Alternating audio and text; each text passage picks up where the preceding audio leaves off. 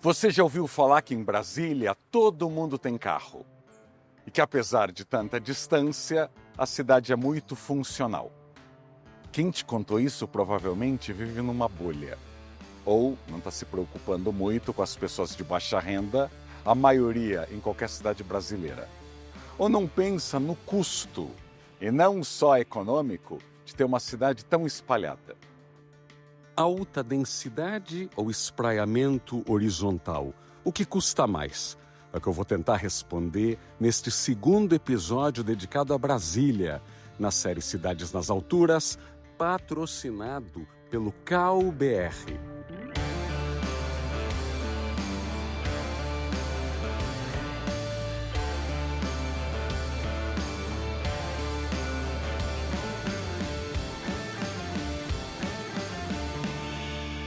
As viagens médias de Brasília são as mais longas de qualquer capital.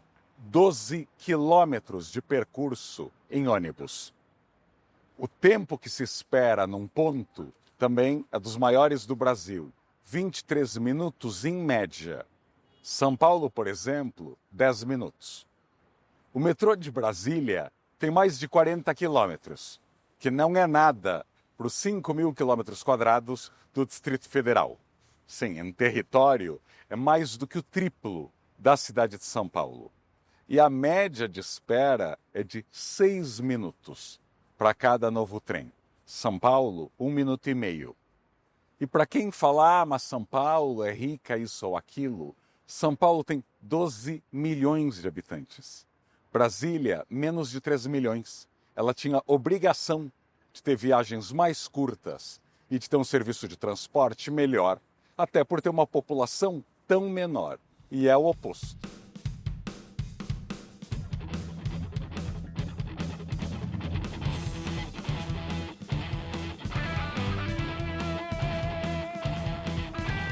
Se manter os ônibus e o metrô rodando numa cidade tão espalhada é uma fortuna, não queira calcular a coleta de lixo. Sim, o plano piloto custa 4 vezes mais que a maioria dos bairros do Distrito Federal. Sim, o caminhão fica dando voltas e voltas numa área que mora pouca gente. O que um caminhão gasta de diesel ou gasolina, ou no futuro de baterias elétricas, num quarteirão de São Paulo do Rio, onde moram as centenas de famílias, em Brasília, bem, ele tem que percorrer 4 ou 5 vezes mais. Muitos técnicos que passam o dia reclamando de gentrificação parecem não entender o básico da lei da oferta e da demanda. Sim, se tem muita gente procurando um produto e esse produto está faltando no mercado, o preço dispara. E moradia em Brasília virou artigo de luxo, especialmente perto do plano piloto. E há mais de 10 anos, há prédios de escritórios aqui, no setor comercial sul, vazios. Algo que piorou com a pandemia.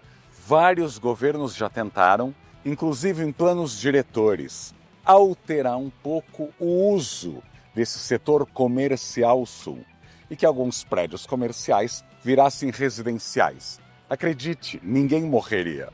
Alguém pagaria o condomínio, a manutenção, a preservação desses prédios. E muitos puristas em Brasília têm impedido essa transformação.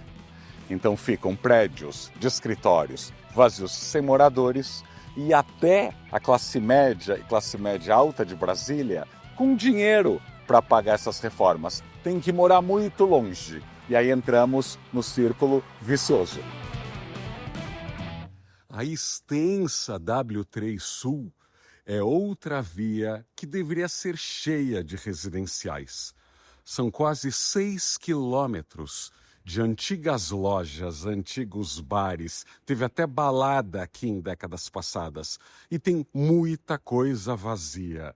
E, de novo, os puristas não querem residencial ou não querem mudar usos, mas a W3 já teve várias fases, de garagens a baladas a pequenos comércios, e desde os anos 80 ela vive esse esvaziamento. Não dá para reclamar que moradia em Brasília é cara quando até a classe alta tem que morar em áreas distantes, empurrando as classes médias e a baixa renda para mais longe ainda. Mais de 25 anos depois da inauguração da nova capital, Lúcio Costa escreveu um texto analisando os resultados desse laboratório urbano mundial, chamado Brasília Revisitada.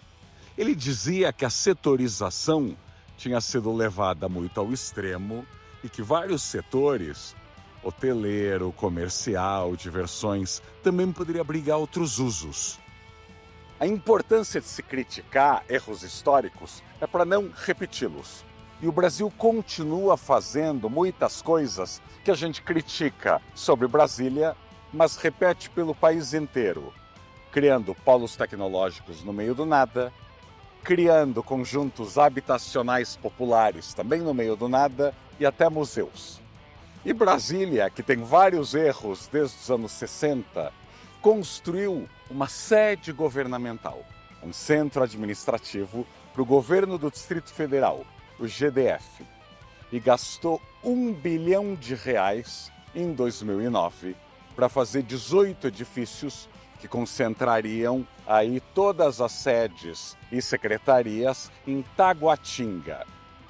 As desculpas também são conhecidas: reduzir o custo de aluguéis de prédios e levar o desenvolvimento a uma das cidades satélites de Brasília. E ele está quase 10 anos pronto e fechado. Havia problemas na entrega da obra, estruturais e dizem que de acesso. Aliás, o atual governador de Brasília está prometendo construir viadutos para melhorar a acessibilidade àquela região. Para quem investir em transporte público, você pode colocar mais carros na rua e obrigar a gente a fazer viagens mais longas.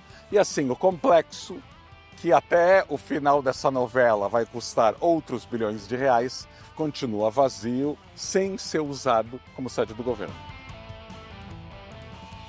Lúcio Costa já foi suficientemente criticado pela ideia de bairros e regiões divididos por função, setor de hotéis para lá, setor de diversões, moradia e trabalho muito distantes entre si. E por sua fé no carro. O transporte público ficou como terceira prioridade da Brasília dos anos 60. Mas ele era um homem da sua época.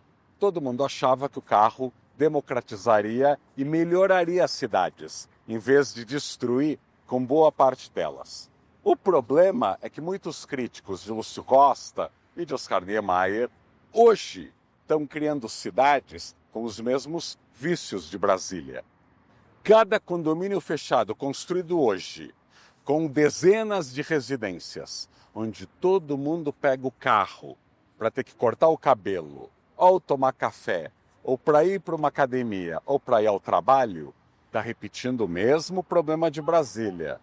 Já no setor dos clubes, algo só compreensível naqueles anos 50 e 60, infelizmente, vários dos clubes, numa época que essas associações tinham muito prestígio, não conseguem nem sócios, nem anuidades ou mensalidades.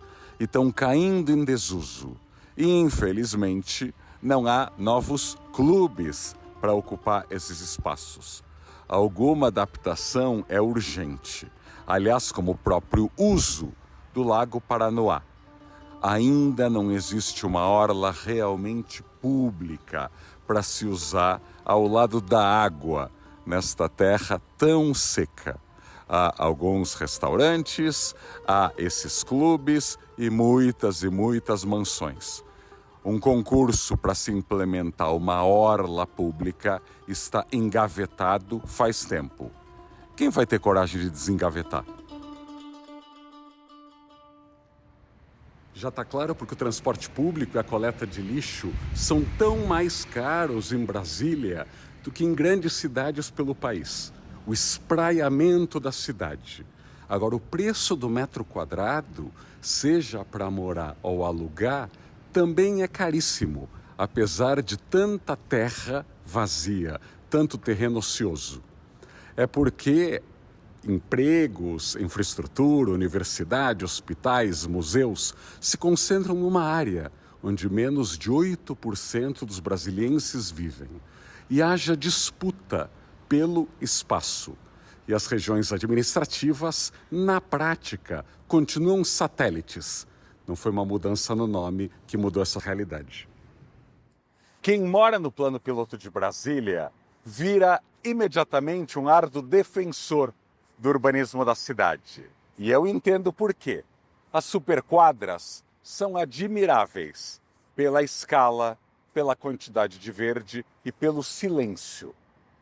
O fato de estarem em quadras aí isoladas de trabalho, trânsito, de ônibus, de transporte público, é um paraíso.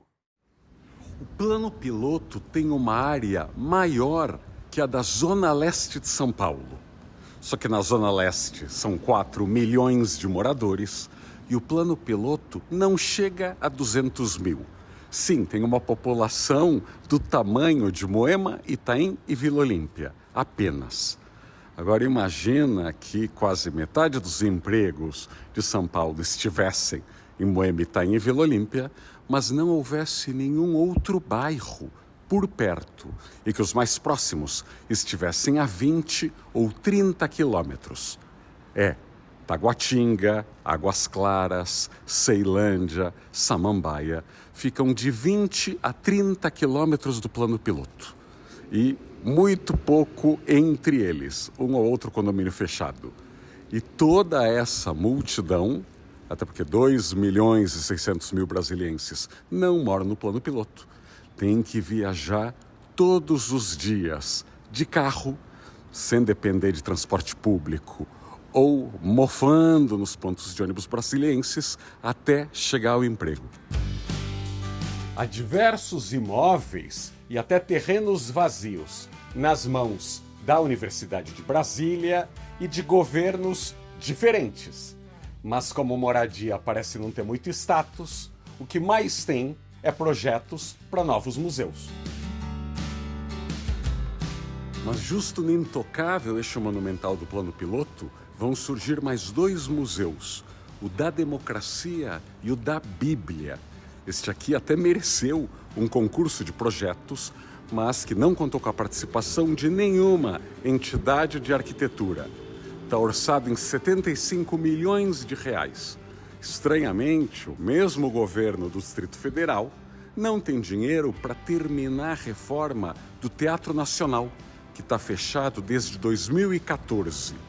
Outra estranheza, só tem concurso de arquitetura para museu e escolas, hospitais, moradia popular. Não mereciam ter uma arquitetura mais cuidada, mais planejada? Há 7 mil arquitetos ativos no Distrito Federal.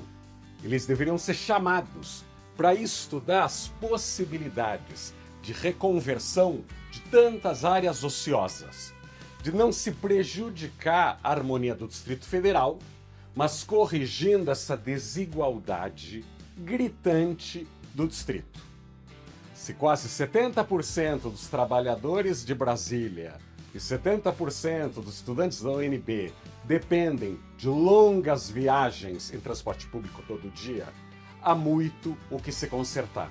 E até o preço de se viver em Brasília pode ser mudado com novas ideias em arquitetura e urbanismo. Ficou faltando muita coisa de Brasília, mas foram apenas 2 programas. Se eu achar financiamento, eu volto. E você? Que outra cidade do Centro-Oeste também merecia reportagens aqui no canal? Comente abaixo e também o que você achou dessa parada em Brasília.